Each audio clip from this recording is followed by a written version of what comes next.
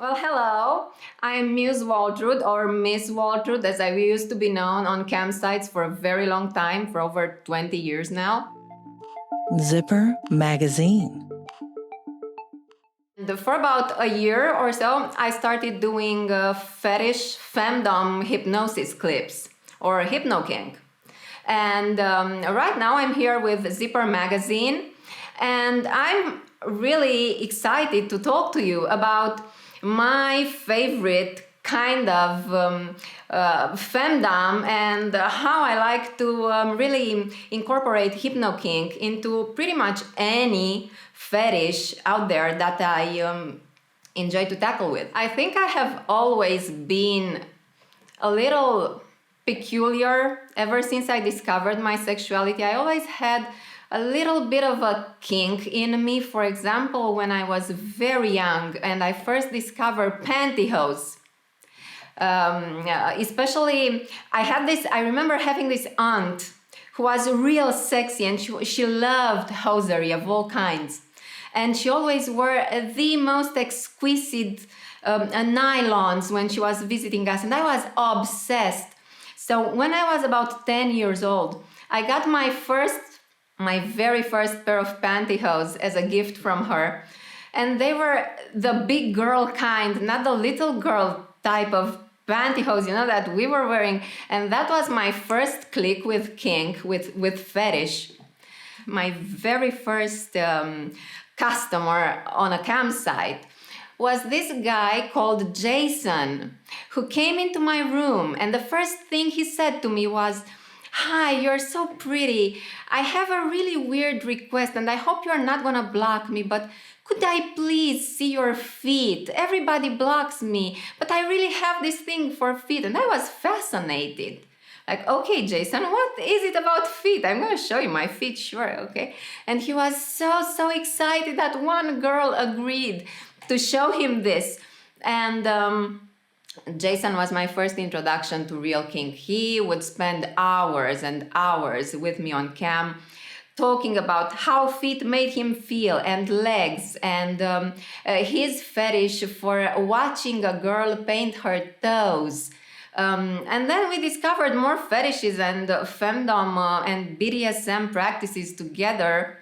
I used to moonlight a lot and discover edging by myself when I was a teenager in the 90s by reading the Vampire Chronicles. Anne Rice wrote the smut that women needed but didn't have. She wrote for herself. This is what I want to read. This is what turns me on. I want to read about a horny sleeping beauty who's bound and who's tied up in there in the dungeons, but she's so horny she cannot help herself.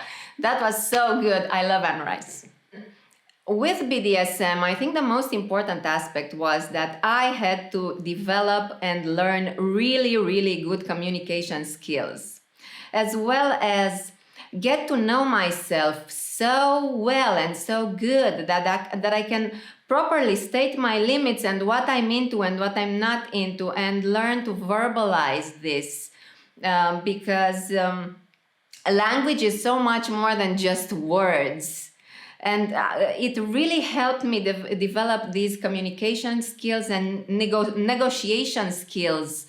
And it helped me completely embrace and accept the differences between people, because there are so many different kinks out there and we cannot click with all of them. But it's such an interesting process to try and understand what guides and what drives people to enjoy this or that, and what kind of a psychological process is hiding behind that fetish or that kink. I can help people experience their kinks in a safe way that is non-physical, but that is happening in an altered state of consciousness where you can make it feel very real, like a vivid dream, like a wet dream. Why not? And our brain knows how to give us orgasms in our sleep. So our brain can be trained to give us all kinds of forbidden pleasures that we might fantasize about, but we are afraid to try in real life. It can give this all to us and more when we are in a hypnotic trance. I don't want to tell you what to create in your mind. I can guide you, but if you want to imagine yourself, when I say that you are descending on a staircase inside a basement that feels warm and cozy and like a dungeon, you can imagine that basement to be anything you want it to be, however you want to create it. You build it in your mind. And that's what classical conditioning doesn't do for you. It is great to accept who you are and embrace your fetishes and your desires, because your sexuality is a very, very important part of your personality, of who you are. And this is a great way to discover all of these little things about yourself. Because I've always been an internet geek, and I've known everything, and I've been obsessed with technology. And I think if you can imagine it, if your brain can imagine it, it can be real, whatever it is. It can be real. If not in this universe, then in a different one, it can totally be real, whatever you're imagining. Do whatever you like. Think about what turns you on, what are your fantasies. Think about, for example, I'm often inspired by my erotic dreams. I write them down when I wake up, and I'm inspired by that. Be inspired by yourself and by your own turn-ons and fantasies and kinks, and explore whatever you want to explore. Don't compromise, and don't make content because it's trendy.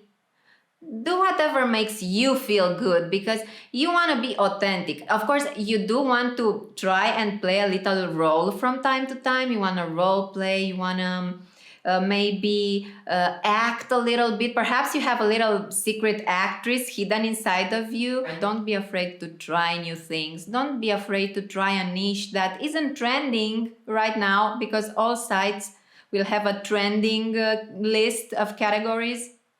Explore those as much as you want, but also explore the things that really make you you, because your sexuality and your kinks and your fantasies are truly unique. And don't be afraid to let yourself be inspired by everything non-sexual in the world. Be inspired by books, be inspired by paintings, be inspired by the traffic outside. Let yourself be inspired by other creators, but don't copy them. Just be inspired by their energy, or by a music track they used, but don't copycat all that. Just apply it to yourself. Feminism has evolved a lot in the last years, and with the help of the internet, which became so accessible to everyone worldwide, we are global and we can share information. I can share this all the way from Romania with you, and it's great. And we are so far away, but yet we are so close. You're right there on my screen. We are here. From a feminist perspective, I have seen a fetish that wasn't quite popular, like cuckolding, become all the rage, along with the evolution of society and of women. It's no longer so taboo to decide that you don't want to live and mate in captivity, and instead of mating in captivity, you want to explore something more. You want to expand your horizons, and you want to have experiences with many other humans like yourself. First, I want to thank Zipper Magazine so much for having me. This was great. I'm feeling fabulous. Thank you. Real Kink for Real People. Brought to you by Sunny Megatron and Clips for Sale.